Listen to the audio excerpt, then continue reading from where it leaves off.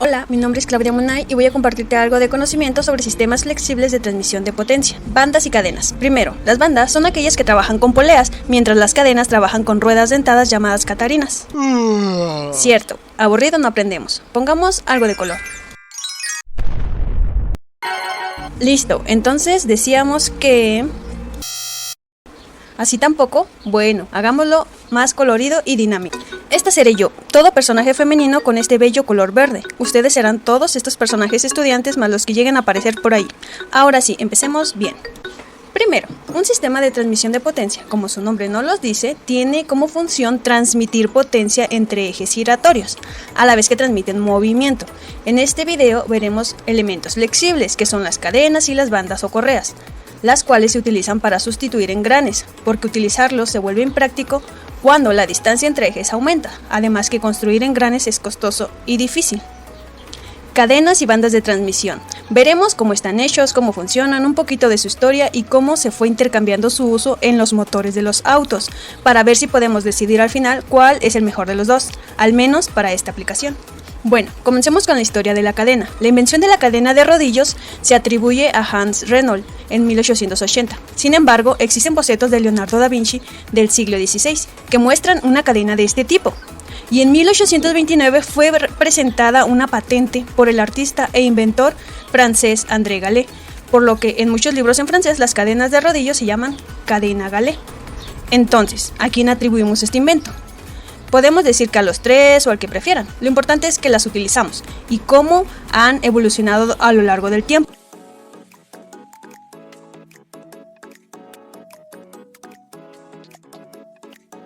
Una cadena de transmisión de potencia está formada por una serie de eslabones que se encuentran unidos con pernos. Esto le permite tener flexibilidad y transmitir grandes fuerzas de tensión. La rueda dentada en la que entra la cadena para girar se llama catarina. Aunque existen diferentes tipos de cadenas, la más común es la cadena de rodillos, la cual tiene una baja fricción. Las cadenas son hechas de metal, normalmente de acero. Según el acomodo de las ruedas dentadas y de la cantidad de dientes de estas, la velocidad de salida será mayor o menor que la de la entrada.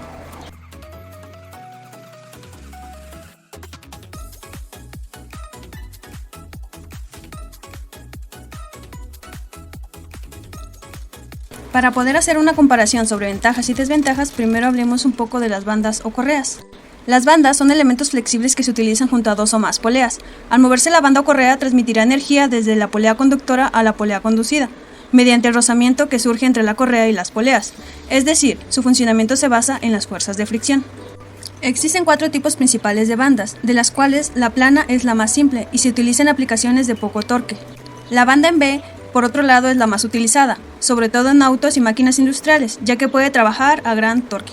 Las bandas síncronas se utilizan para potencias altas en transmisiones compactas, por su diámetro pequeño, y las bandas redondas que se utilizan en transmisiones de poca potencia, como máquinas de oficina y electrodomésticos. Generalmente las bandas se fabrican sin uniones y de materiales como fibras naturales, sintéticas o de acero cubiertas de un compuesto firme de hule, como el caucho, plástico reforzado y otros. Ahora vamos a mi parte favorita, para la cual viajaremos en el tiempo.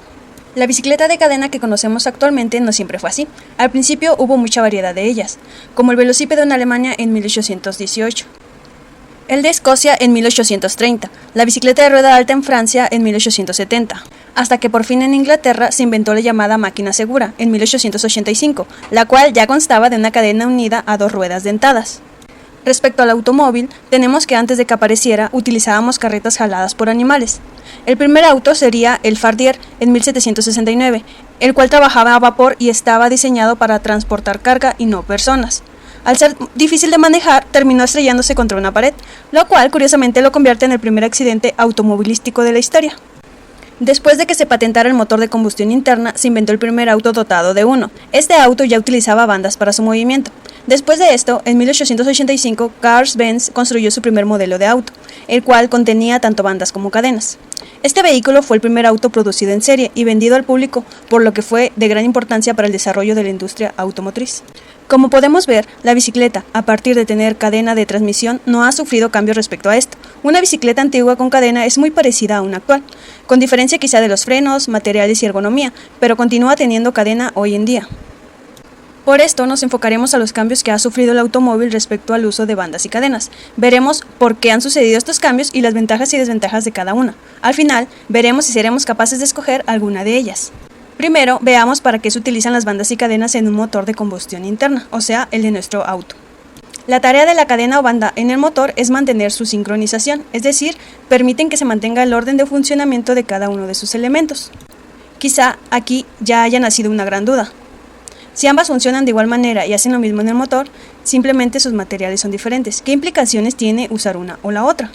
Bueno, en realidad, además de tener diferentes materiales, usar una correa de distribución o cadena de distribución tiene implicaciones para todo el diseño del motor, así como la frecuencia de su mantenimiento y su durabilidad. Quizá parezca muy lógico que siendo el metal más fuerte que el caucho y siendo la cadena capaz de soportar más peso que la banda, sea la cadena la mejor elección. En realidad, aguantar peso no es lo que hacen los motores, lo que hacen es girar, y giran mucho. Por lo tanto, el problema es el desgaste, que también resisten el desgaste las cadenas o correas de distribución, lo cual parece que gana también la cadena. El metal soporta más del desgaste, pero el caso es que solamente lo hace si está lubricada, con lo cual ya podemos ver algunas diferencias entre ambas. Las cadenas necesitan lubricarse con aceite, mientras las correas trabajan en seco. Las cadenas tienen mayor vida, pueden pasar mucho tiempo hasta que requieran cambiarse, incluso resistir toda la vida del auto. Las correas requieren reemplazo en menos tiempo, incluso sin uso las correas se desgastan. Gracias a las mejoras en materiales a lo largo de la historia, las correas tienen un tiempo de reemplazo más prolongado. Hasta aquí parece todo desventaja para las correas, pero estas, a diferencia de las cadenas, son más ligeras, por lo que suelen ser más silenciosas. También tienen menos fricción, por lo que es más fácil hacerlas girar, lo que reduce las pérdidas parásitas de caballos. El material de las correas también es bueno para absorber vibraciones, por lo que se tiene un motor que se siente más suave. Aunque en el caso del ruido existen cadenas silenciosas, en cuyo caso una desventaja es que al lubricarse con el aceite del motor, si este está sucio o es de mala calidad, perjudicará directamente a la vida de la cadena. Entonces parece que nuestra competencia va así. Si se usa el aceite correcto y se cambia a tiempo, las cadenas ganan, son duraderas y lo que el consumidor quiere, ¿verdad? Pues en realidad no todo es como parece. Veamos por qué. Los primeros autos tenían cadena de distribución en sus motores. No fue hasta 1962 que un auto, el Glas 1004 en Alemania, cambiaría esta cadena por correa de distribución. A partir de aquí empezaron a desarrollarse motores de correa de distribución. El dominio de la correa continuó hasta principios de los 2000 en algunas partes del mundo. Algunos motores rompieron sus correas antes de su tiempo de cambio, por lo cual se hicieron de mala reputación. Con las nuevas tecnologías en materiales, muchos fabricantes optaron por volver a las cadenas. Pero no todo terminó aquí. Debido a las nuevas exigencias de los compradores, los motores llegaron a romper algunas cadenas.